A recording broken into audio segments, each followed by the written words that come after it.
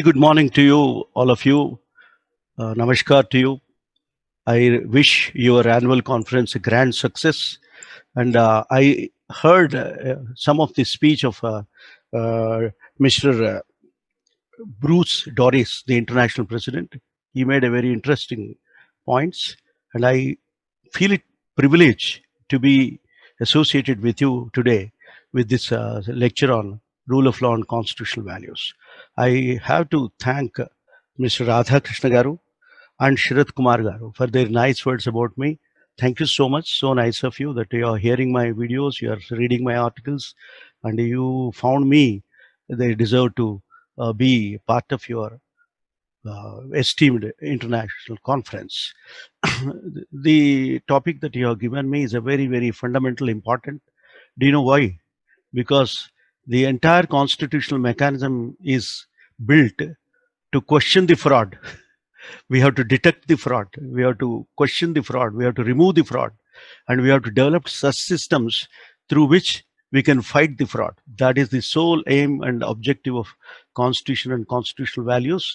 And I think after listening to Mr. Bruce Doris, I found that the importance of constitutional mechanism and the values that we have imbibed and incorporated in our Constitution of India, like any other constitution in the world over, in a democratic constitution, that we have to be very, very, very cautious. We have to be vigilant, and we have to fight against the tendencies that are going to defraud the nation and the people.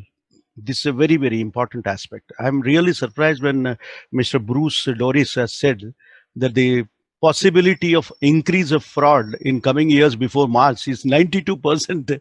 I was really shocked. And it's perfectly possible. I don't doubt it. It is possible. But when I heard the figure 92%, I really got shocked. And it's there. And what I am seeing, what you are seeing today in a democratic governance, anywhere in the world, you will find very, very serious aberrations, dishonest moves. What to do? What to do is the biggest question before the people who are working on developing systems and teaching the people to be vigilant.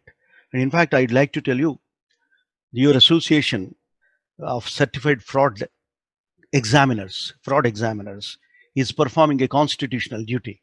Do you know what is that duty? It is stipulated in Article 51A and Subarticle H. It says we are all supposed to. It starts like this: it shall be the duty of every citizen of India. It shall be the duty of, shall be, I think you know, it's a mandate. It shall be the duty of every citizen of India to develop the scientific temper, humanism, and the spirit of inquiry and reform. Your vigilance, your association, fraud inspection is part of vigilance. We should be vigilant for what? We should be, how do we be vigilant? We will be doing it by spirit of inquiry. And what for we do that? With a spirit of reform. We want to change the society. We want to change the individual. We have to change the systems so that it is difficult to commit fraud. Difficult. Committing fraud must be made difficult by systems and by law. And then we have to have a spirit of inquiry and reform. And we should also have a scientific temper to understand what exactly is the reason behind what is happening. A policy is announced. Is it correct? Is it democratic? Should we criticize it? Criticize, when I say, does not mean advance comments on that. I mean, can we inquire into it? Can we understand and analyze the objectives? See, if an act is passed, there are two possibilities. What is the effect of it, and what is the intent of it? What is the object and what is the effect? We have to see that. So I will topic. Somebody asked me to repeat the topic. I'm delivering a lecture on. It is rule of law and constitutional values. I'll explain it. See, rule of law means having a system, and that system should rule, not the individual. Rule of law means institutional rule, not individual rule. You are all members of an association which has international reputation, and you are performing a wonderful duty. And do you know you are exercising part of a constitutional value? That's what I was telling. I was explaining that you are performing a duty of spirit of inquiry, performing or acting in developing spirit of inquiry when you are vigilant, when you are inspecting a fraud, and you are also working for reform. So what for you inspect fraud? To reform. So inspection of fraud is the duty of every citizen of India according to Article 51A H. So why I am telling this? It is part of the system of constitutional governance. And when you have a system of constitutional governance, it is called rule of law. And what is constitutional value in it? Maybe that is the question of Mr. Pawan Kumar. The answer is constitutional value of it is you have to be always vigilant and you can't afford to be lazy. You can't afford to sleep over the events that are happening around. If you are silent even for a minute, we don't know what will happen. You imagine a person driving his motor vehicle in a thick traffic road of some city like Hyderabad. How vigilant you should be? You should be very vigilant. You can't even drop an eyelid. You can't. You must be very, very careful, and you must be see this way. 360 view. You must have 360-degree view. You have to have a watch on the corner, this corner, that corner. Your mirrors may help you to some extent, but you should be alert. And that alertness alone will help you to come back home safe. And that is required in a democracy. That is required for a person who is doing auditing, who is doing inspecting, who is doing anything which is beneficial to the society. What happens generally is one of the most important principles of rule of law is everybody should have equal right to vote. Do you know it's the biggest achievement when it happened in 1950? Biggest achievement. There was a discussion who should get voting right. There was a discussion in the Constituent Assembly. Then all elders, including Dr. B.R. Ambedkar, argued that everyone who has attained the age of 21 years should have voting right. That's all. That's the principle. But earlier it was not the case. Not only in India, in most of the countries. It depends on your educational qualification. It depends on your what is that? Your other proximities with the government. You are a jamindar, so you will have a vote. You have an estate, so you'll have a vote. Or you are a person very close to the establishment before the independence of India, so you will have vote. You have studied barrister in London, so you have a vote. So you own a little amount of money, so you have a vote. Otherwise, you don't have. What kind of an equality it is? What kind of a rule of law it is? What kind of a governance it is? What kind of a distribution of power among the people it is? That was debated. And there was a huge debate among the Constituent Assembly members as to prescribe educational qualification, minimum educational qualification. There shall be some minimum qualification for becoming a voter. He doesn't know what he is voting for, whom he is voting for, why he is voting for, why should he vote. He doesn't know. Then the question is, who is educated person? Who is an educated person? A person who passed 10th class, is he educated? Or should somebody do like me, LLD, to become educated person? And what do you mean by education? What do you mean by education? This is the question. Do you know what answer was given in the Constituent Assembly by the makers of the Constitution? They said, you are confused between literacy and education. You are thinking that literate is educated, but no. Educated may not be literate, but literator may not become educated. So that is the difference between literacy and education. A person who has worldly knowledge, but he doesn't have a degree, do you think that he is uneducated? I don't think. You are not uneducated. Kamaraj, I hope you remember, Kamaraj was one of the leaders of Indian National Congress immediately after the attainment of independence. He has not gone to school, but he is highly educated, abundant common sense, civic sense, humanity, concern for systems, and knows how to administer a country and administer a state. What more you want?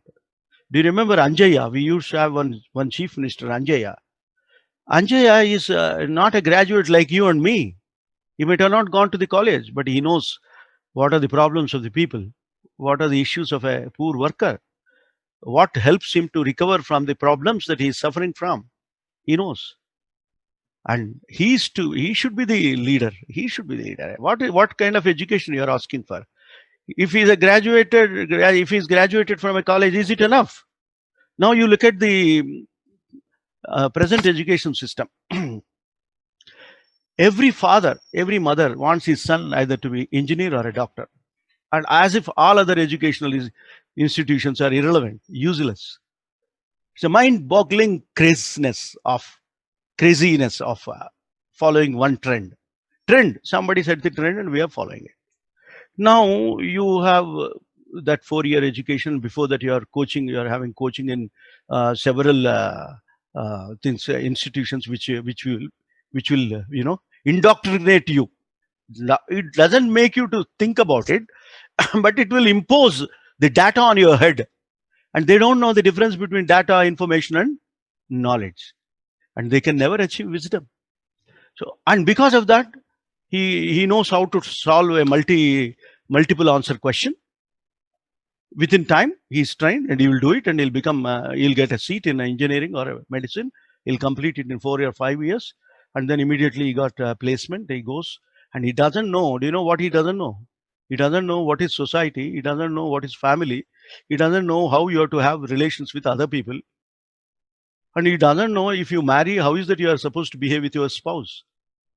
This is the problem. So what I'm trying to tell you is, a qualification of education to a voting right is not correct. It is not rule of law. It is not value. So equal value, equality is the value. So you must value each personality and give one value of the vote. And everybody having one value of the vote is greatest achievement of Indian democracy in 1950. And because of that, we are having wonderful power in our hands to change the government without revolution.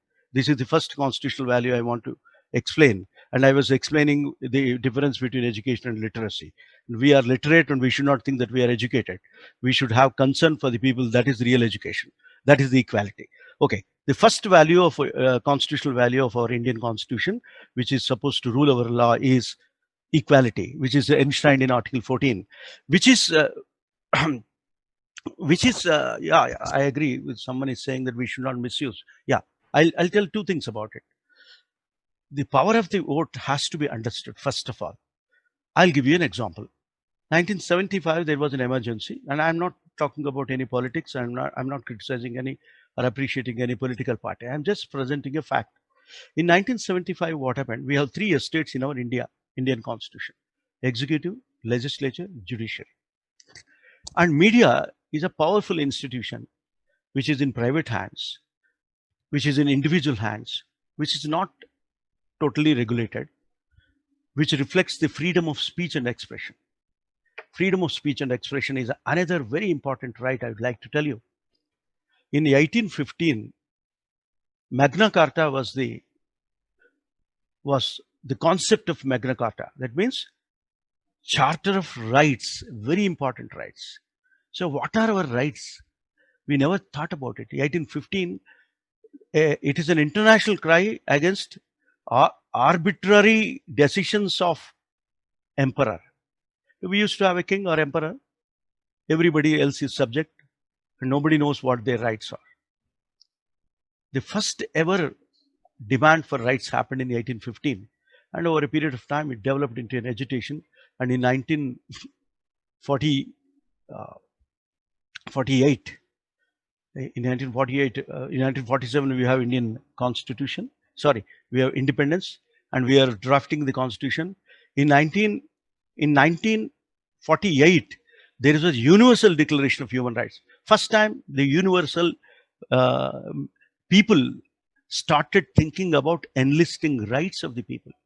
And we are, at that time, we have grabbed that opportunity and we have declared the fundamental rights in our constitution. And among those wonderful fundamental rights, there are two very important rights. You may think that right to life is very important. I agree with you. But more than right to life, it is freedom of speech and expression that is very important. Freedom of speech and expression. And why it is so? Why freedom of speech and expression is so important? I'll tell you. And in 1815, do you know what was the first right people demanded against the dictatorship? right to petition. So if I have right to petition, if I have right to request you, I'll request for the right to life. I'll request for right to equality. I'll request for right to property. I'll request for right to so many other things. So right to petition was considered as a very most important rights in 1815, and it was granted over. I don't want to give you the dates of the history of human rights, but it's enough. You're all intelligent people. You can easily understand. It started with right to petition, and today we have list of rights available in 1948 Universal Declaration of Human Rights and list of rights available in Fundamental Rights chapter of Indian Constitution. And one of such important right is 19(1)(a) article, which talks about freedom of speech and expression. This is also misused. Let us talk about use first of all, and misuse. Okay, we will prevent it. How we are misusing and how to prevent it is a big issue. Like a fraud detection, you have to detect misuse also. So I was giving the example of 1975 emergency imposition. There was a rule that when there is a security threat to the country, you can impose internal emergency. That is a provision in the Indian Constitution under 352. Okay, fine. Then how is that? Who has to do that? President has to declare it. And how is that president has to do? Is president supreme authority of India? No. He is supreme head of India. But who is the supreme authority? He cannot act unless there is an advice from the prime minister. So who is the supreme authority in India? Is it prime minister? Yes, to some extent, but not to a great extent. What is that? He has to go by the advice of the Council of Ministers. You must have a resolution in Council of Ministers. Cabinet, yeah, cabinet is a part of Council of Ministers. So Council of Ministers has to advise you and then resolve, and then you take that advice to the President of India to declare emergency and take certain strict measures, suspend certain rights, do certain things. Yeah, okay, it's a constructive provision, not a destructive provision.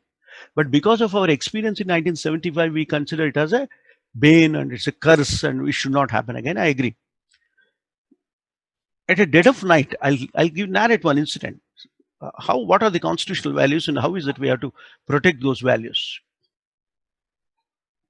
At the dead of night, around 12 o'clock, the file goes to Rashtrapati Bhavan from Prime Minister's office in person by hand.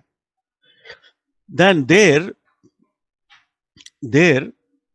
the file was cursorily read by the President of India, Fakhruddin Ali Ahmad was the president. Then he thought that there is something very serious involved in it. So why not we consult Constitution of India? He has to consult the Constitution of India. I'm happy that he got that wonderful idea. And he asked his PS to fetch him the copy of the Constitution of India. He went to the Rashtrapati Bhavan's library. He was searching for it.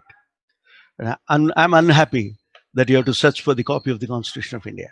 It should be there on the table of President of India. Not only a President of India, but on the table of every citizen of India. Please remember it. Have a copy of the Constitution of India on your table. Whatever copy is available around, please purchase and have it. Okay, I'll give the importance of that latter. Now, I would like to tell you in between one more important point. Do you know every constitutional office holder has to take an oath?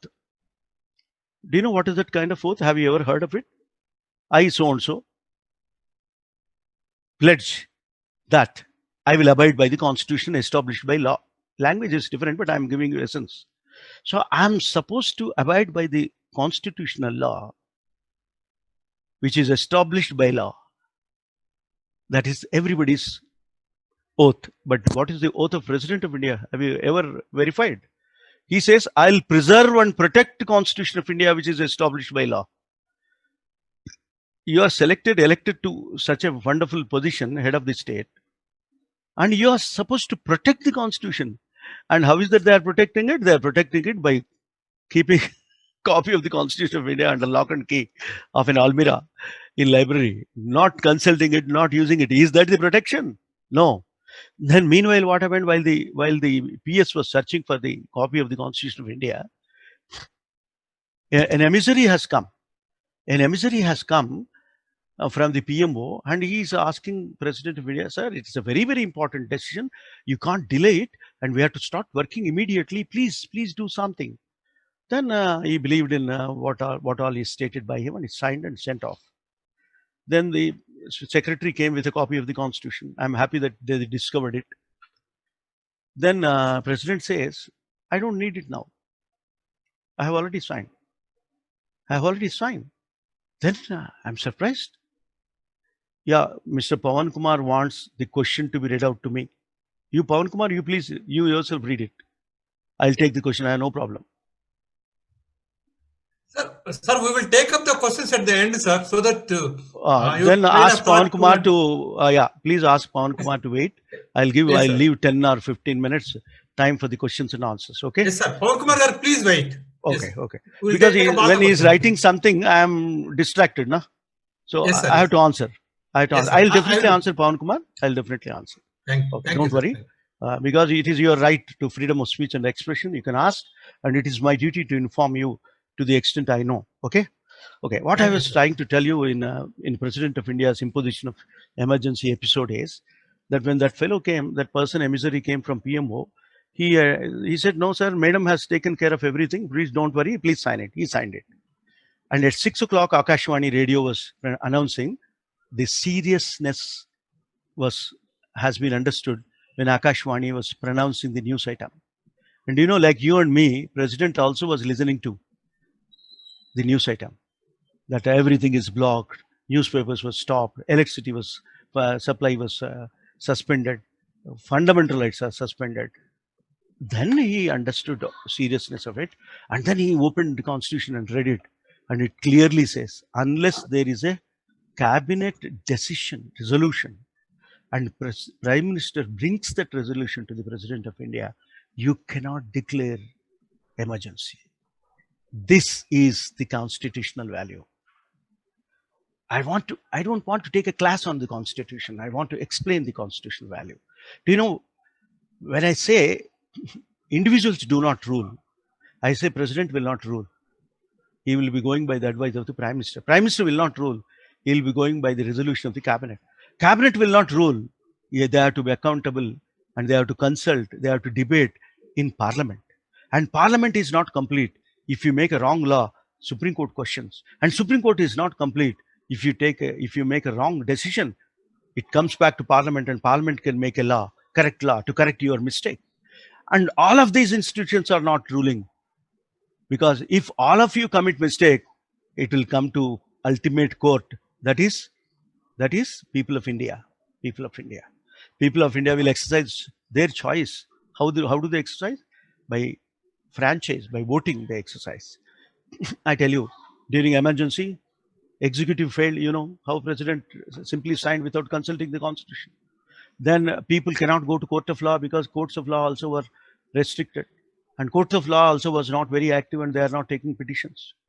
One fellow was killed during emergency, and Supreme Court says, yeah, you can kill in emergency. There is no right to life in emergency. Do you agree with this? There is no right to life during emergency. Can you say that? It was taken away during emergency. Then Supreme Court also simply says, there is one judge who dissented.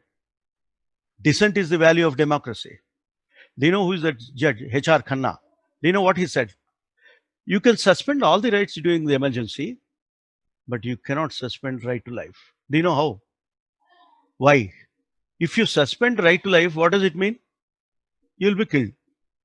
Okay, suspension means what? It has to be revived after some time. Then how do you revive? A suspension of fundamental right to life, you cannot revive. So what cannot be revived cannot be suspended. It is a natural right, natural law, not constitutional law. It is a natural law. And what is supreme than the constitutional law? Natural law. What is supreme than the constitutional law? Humanitarianism is the supreme. So the value of constitutional value of Indian democracy or Indian constitution is the value of life, value of nature, value of natural rights. That's what H.R. Khanna said, and said it is not correct. You cannot suspend right to life even during emergency. You can arrest and you can release. The personal liberty is suspended. He is released after so and so time. Finish. That's fine. And majority Supreme Court said it can be suspended. It was suspended. Media, censorship.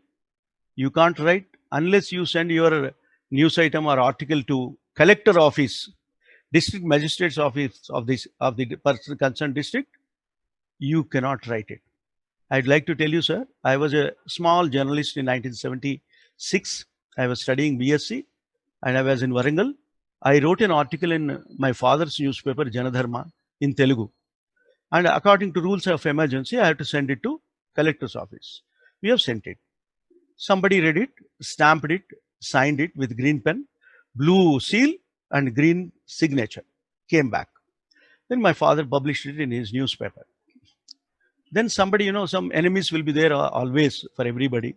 So somebody who doesn't like my father and me complained to the collector, saying that this fellow criticized Mrs. Indira Gandhi indirectly in his article on so-and-so date. Then collector inquired, yes, it is a very serious article. I made a very serious criticism. But I kept it very subtle in a satire manner. I did not openly criticize, but subtle satire. Then collector calls my father, says, what Acharya Garu, he is a Bengali. I don't know Telugu, you write in Telugu, and my people who know Telugu could not understand your Telugu, and that means that's how it is got published. Sir, please avoid this. Otherwise, I have to arrest yourself and your son for writing this. Kindly don't get me into this position. He's a very nice person, I tell you, that collector. If it is today, we both of us would have been arrested and kept in jail without bail. But there, that man has warned us. Please don't do this, Bolke. He gave a notice to us. But you know what my father said? Sir, we have followed the rules. We have sent the article to you for your censorship. You cleared it and then I published it. If at all you want to arrest anybody, you have to arrest your officer who cleared it, not me. So, and that is what? Questioning courage. That is also a spirit of Constitution, value of the Constitution. Freedom of speech and expression, the power of freedom of speech and expression. Then he said, I understand, Acharya Garu. I know that that's why I'm talking to you like this. Otherwise, I would have done what I have said. So please avoid it. I will also see that my office functions perfectly. So that is the situation. So what happens if you have pre-censorship? I can't speak. So 3 estates, judiciary, legislature, executive, failed the people in 1976, 77. Media failed by following the ruling party, giving biased reports. Do you know who helped the Constitution to survive? There was an election in 77. People voted enormously. They used their power and Mrs. Indira Gandhi was defeated and Janata Party government came to the power. And I'd like to tell you, when 4 estates fail, people can succeed. This is the value of democracy. This is the power of the vote. And if you abuse it, I can't help. I only request people not to abuse right to vote. I'll also say, you go to polling booth, but you press nota. None of the above. I agree with you. All the candidates are not good enough. I agree. But does it mean that you have to come to the booth and then you exercise nota? What will happen if nota's votes are increased in number and nota becomes victorious? What you have to do? You have to conduct election again and you have to go to election booth again and they themselves will contest again. What do you do?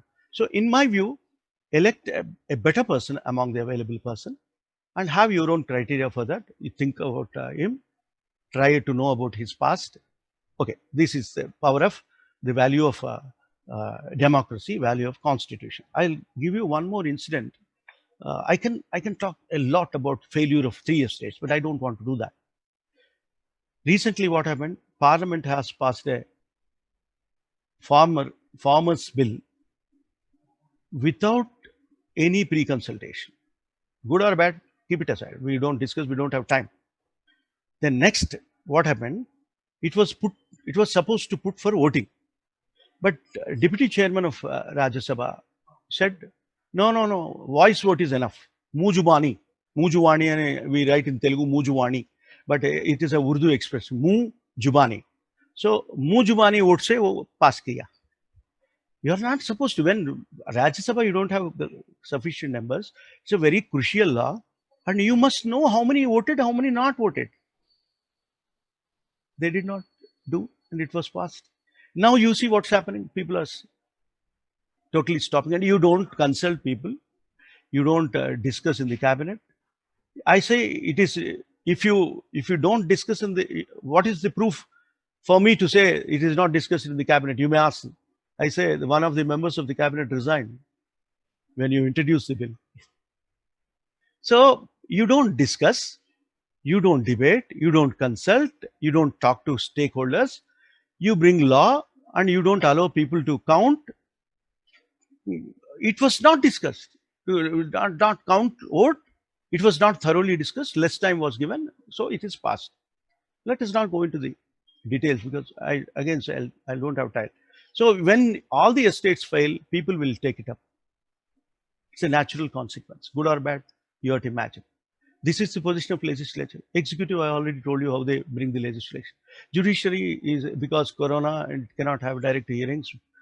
Corona pandemic is a problem, and so who has to take up this? Media, you know how biased it is. Where to go? This is the situation, but not disappointing. I'll give you one interesting, inspiring example before I leave it for questions. I'll take 2 or 3 minutes for this. There is one professor in IIM Ahmedabad. He came to Court of Law, Supreme Court, and said, sir, those who are having criminal background, we cannot stop them from contesting because everybody has a right to contest. Especially a person who is accused of a crime has a has a presumption that until finally it is proved, he is innocent. That is the basic tenets of criminal justice system. Because you have to have a free mind, take the evidence and decide whether he is accused, whether he is guilty or not. In the beginning itself, we cannot formulate an opinion that he is guilty and you can't go on. That is not correct. So this is the principle. So you cannot stop a person who is accused in a crime from contesting. Then do you know what that professor asked? Okay, don't stop him from contesting, but tell me about his criminal background. That was the question. Then Supreme Court thought, yeah, he is asking a reasonable thing. Why not? He was also asking for economic background, education background, and criminal background. If at all, if there is any, if you don't have, don't tell anything. Then the matter, the notices were given to the political parties and the government of India and governments of states. Do you, I don't know whether you will wonder to know that every political party opposed it. Every political party, no exception. I need not name. So no. Why should my candidate declare his education? Why should my candidate declare his criminal background? Why property issues should be told the people? Should be told to people. Then the Supreme Court finally heard all the arguments of either side, and then gave a judgment that people who vote have right to information about the criminal background, economic background, and education background of a candidate. That's all. Just tell. So there shall be a declaration by the candidate in the form of an affidavit. Affidavit is a sworn statement. Then, do you know what happened? In 2002, the government, parliament has convened a special session or maybe an ordinary session, and there they passed a law, unanimously passed a law. And that law says, notwithstanding anything stated by the Supreme Court of India, no contesting candidate need to file an affidavit disclosing economic, educational, and criminal background. One sentence law passed. Then this proved professor again gone back to Supreme Court and asked, sir, this is the situation. Please come to my rescue. Supreme Court said that when right to information is part of right to vote, when right to vote is part of Article 19(1)(a), freedom of speech and expression, when a citizen exercises his freedom by casting vote, which is needed for change of a government or continuation of the existing government, you cannot scuttle it. It's a fundamental right. It is a basic structure of the Indian Constitution. You cannot sit in appeal before me, over me. You have to honor this right. It goes back to Parliament, and Parliament had no other go. Even though they did not like it, they passed a law. According to that law, every candidate who contests an election has to inform the people about number of crimes he has committed, number of the amount of property he has, and then the educational qualification. Then it's an opportunity for the people to read, oh, this candidate is this kind of a man, this candidate is okay, this person. 3 persons before you, 4, 5, I don't know, number of people. Go and decide and elect. So this is the value of the democracy. This is the constitutional value envisaged by Ambedkar and others. And do you know who you see? It's an ordinary professor like me and you in a university, and he achieved it in spite of opposition by the entire political parties of the country. You tell me whether he has power, whether an individual has power under Indian Constitution? Answer is yes. This is the constitutional value. So I thank you very much for this kind opportunity. Protect the constitutional values, enrich the constitution, protect Indian democracy, and further be vigilant. Certify all the frauds, not only in the companies, frauds in the city also, in the society also, in governance also. Point out the frauds, question the frauds, and eliminate frauds. Be a vigilant, vibrant, responsible citizen of this country and help this country to grow. Thank you very much. And if there are any questions, please read. Sir, that is great, sir. There are a huge number of questions that shows the interest evinced by the participants in the lecture. But due to paucity of time, we will attend to some other questions, and some other questions we will respond through mail, sir. Right, fine, no problem. Pawan Kumar himself has a huge number of questions, but I know. I know. We cannot spend another 1 hour or 2 hours on this. Sir, I can understand. yes, I thought of concluding earlier, but somehow it took up to this. No, sir, you covered perfectly well, Sridhar garu. Perfectly, sir. Yes, sir. Perfect timing, sir. Absolutely. And I think Sridhar garu and myself will take Pawan Kumar individually for dinner and clarify all these questions. No, he raised very important questions, sir. I'm happy with his questions. Let him ask. Let one of his questions be answered. Yeah, Yes, sir. please. One, Mr. Prakhar Gupta, sir. What he asked, we have multitude of laws in India. Although the execution and enforcement is the issue, what do you believe? Should we, as industry professionals, do and suggest to the government and the lawmakers to make the laws easy to understand, execute, especially in the field of anti-fraud and anti-bribery and corruption domain? I totally agree with that gentleman, but I'd like to say those who are defying the law, they are not doing it because they don't know the law. They know law perfectly more than me. And always criminal is intelligent, you know. And police and the executive system lags behind a criminal. So I don't think that earlier I also used to have an opinion that those who do not know Constitution are ruling the country. And because of this, there is a problem. But my answer is they know the Constitution. They are deliberately doing it. They with a purpose, with a vested interest. So we also should read the Constitution. We should understand the law and we should fight. The multiplicity of laws is a necessity. So now when you are committing a fraud, you tell me, should we have a law for law against the cyber fraud or not? So depending on the crimes, you know, we have to make laws. There are certain redundant laws, I agree, but they die without any problem. And if not, we have to remove it. We do that. This is my appeal to all of you. Understand the position, question the fault. Sir, with your permission, I'll add. You mentioned it, having seen in and out of government, it is not the law which is bad. It is the investigation, Correct.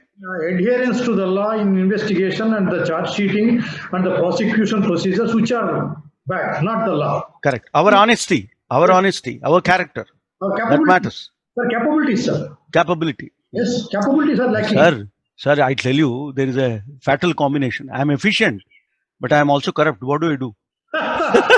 Unmatching combination, sir. Fatal combination. Better. Thank you, sir. Okay. Sir, one more question. While AI and ML, artificial intelligence and machine learning are replicate behavior and patterns, though through rules engines. my intent was to know, are there any minimal guidelines or experiences? Really appreciate your response. See, artificial intelligence is coming up. We have a law called product liability law. Suppose a product created by artificial intelligence, imbibed with artificial intelligence, has behaved in a particular manner and caused some damage to human right. Who will be liable? Earlier, product is liable and product maker is liable. This law is, even now it is there.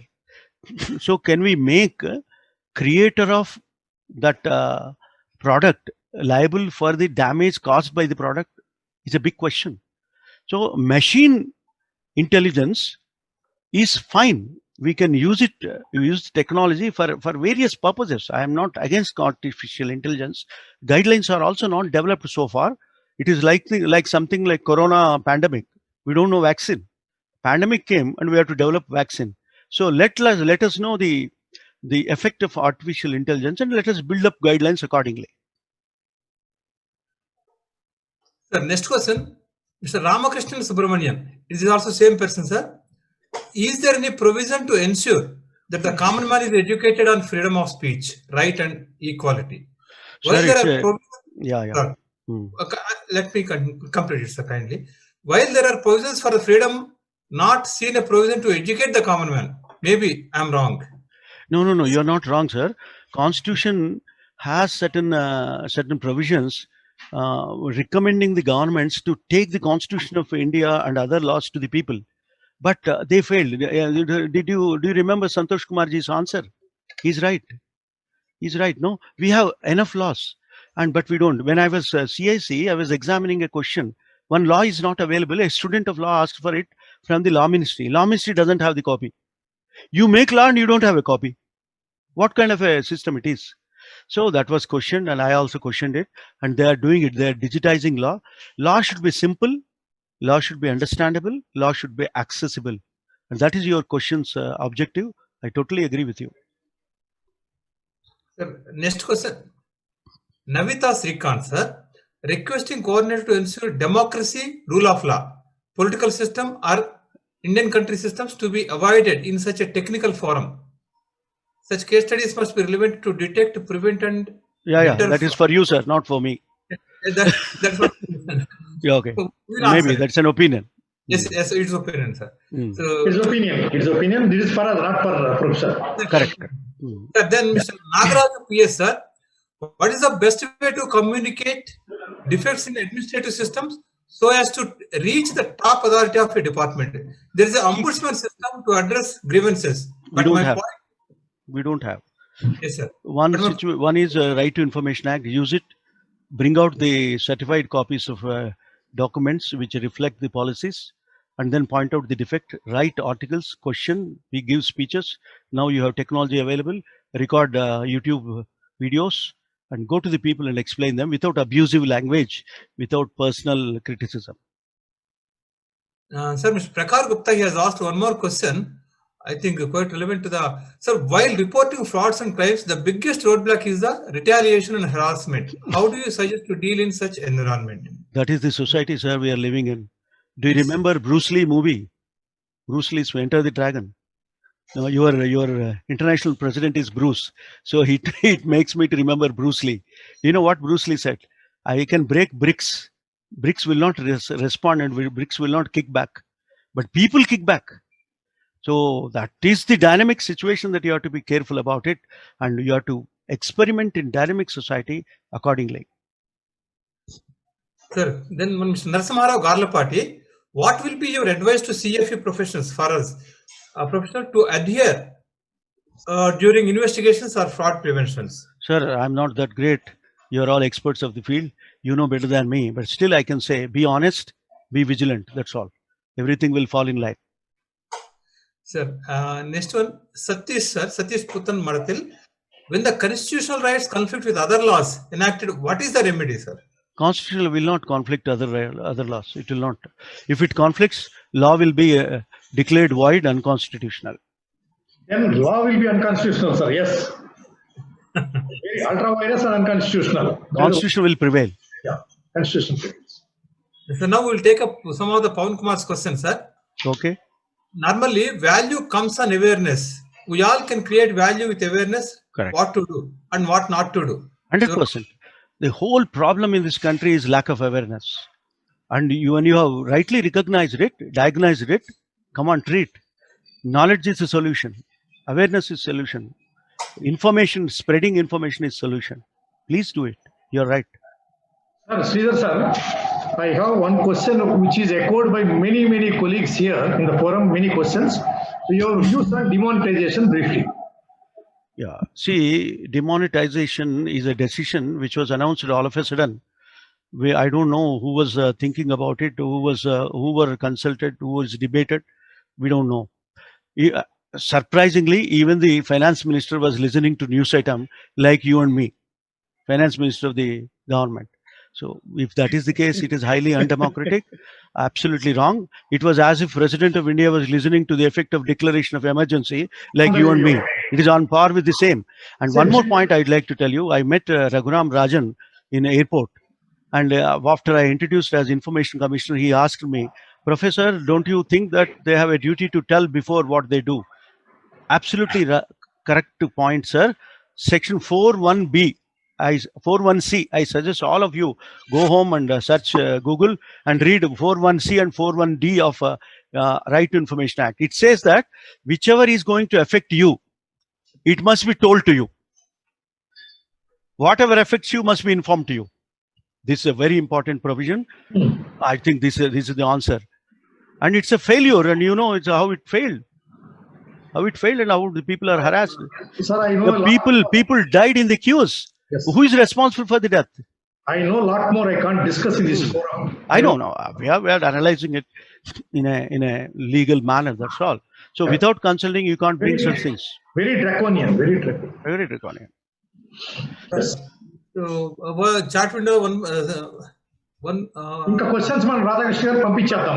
We'll send the questions. Our time is there. We have the time. We can take another 3-4 minutes, sir. Please. Go ahead. One Padikara is asking, do you support the silence of CJI on the CM's letter? Allegations on the that is not, I think. I have answered already. It is Yeah. No. See, let me tell you. According to rules announced by the Supreme Court on its website, every complaint, anybody can complain, and complaint has to be considered by the CJI, and CJI has to answer, respond to it. He also knows it. Perhaps he has serious problems and he might need some more time. So there is nothing wrong in giving him some more time. I'll add, sir. CJI is bound to take note of your complaint. Correct. He need not tell you on a daily basis what he is doing about it. Correct. Yeah, that's the law. I know there is an internal. And there will be huge debate, sir. It's going on, sir. I know. It is not that easy. And it takes time, sir, to decide. Very difficult. It is not a multiple answer question. You can tick one of it. No. Well said, sir. This is not a multiple choice question. Yeah. Sir, so we'll have 2 more questions, sir. Again, back to Pawan Kumar. What he says, why the human rights comes only when some incident happens? Why can't they be more proactive in preventing all this? As you know, prevention is better than cure. I agree, totally agree with you. So people have to be sensitized. And see, I'll give you one example. Every day, 5 persons are being killed in police custody. Every day. And you know, Supreme Court suggested a very interesting suggestion. It said that fix up CCTV cameras in all places where custodial interrogation is going on. Not only by police, by ED, by CBI, everybody. It's a fantastic preventive step, sir.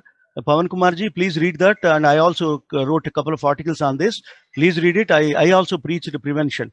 So if you have CCTVs, you know, it is transparency, right to information. So people will definitely not resort to this violation of human rights. Sir, as an ex-officer, I assure you, like private lockers, private lockup rooms will come up, sir. 100%. Like private lockers of the banks, private police lockups will come up. It will not stop. And I tell you, my dear friends, that there are 2 sections in Indian Penal Code since 1860, which says that you cannot torture or you cannot impose violence or cause injury to extract a confession or to recover a thing, you cannot. That's a very, very clear law, but which goes unimplemented till today. So we have, what I am trying to tell you is, we should be conscious, we should keep on questioning. Awareness is the only way, questioning is the only way to prevent corruption, fraud, and human rights violation. So final question will take up, sir. Other questions we will respond in email. And this is also from Pawan Kumar, sir. Sir, I feel rules are made in India to create values and for law, but no effective monitoring and implementation. I feel judicial and legal firm should step out rather than waiting in implementing laws. Your Pawan thoughts, Kumar, sir? you're right. But if they also don't do, what to do? We have to question. Civil society has to question. So, thank you, Thank sir. you. Thank you very much.